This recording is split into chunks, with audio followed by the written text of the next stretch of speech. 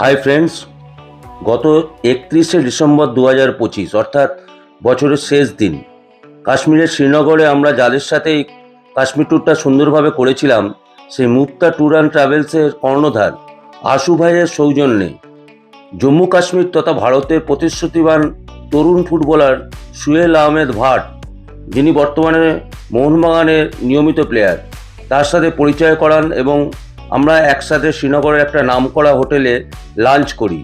Actually আশু ভাই আগেই কথা দিয়েছিলেন ওনার সাথে লাঞ্চ করাবেন, এই কথা উনি রেখেছেন। সুহেল আহমেদ ভাটের জন্ম 8ই এপ্রিল 2005-এ। একজন ভারতীয় পেশাদার স্ট্রাইকার, যিনি 2023 সালে জানুয়ারিতে মোহনবাগান সুপার জায়ান্টসে যোগ দেন এবং ইন্ডিয়ান সুপার লিগ এবং ডুরান্ড কাপে অংশগ্রহণ করেছেন। ইন্ডিয়ান অ্যারোসের মাধ্যমে পথ চলা শুরু। 2023-24 মৌসুমে আইসিএলে অভিষেক এবং 2024-25 মৌসুমে কলিঙ্গ সুপার কাপে স্থান পান এবং গুরুত্বপূর্ণ গোলও করেন। অনূর্ধ্ব 17 এবং অনূর্ধ্ব 23 স্তরে ভারতীয় প্রতিনিধিত্ব করেছেন। 2025 সালে প্রথম সিনিয়র জাতীয় দলে ডাক পান এবং 2025 সালে থাইল্যান্ডের বিপক্ষে সিনিয়র জাতীয় দলের হয়ে অভিষেক হয়। মূলত তিনি সেন্টার ফরওয়ার্ডে খেলেন।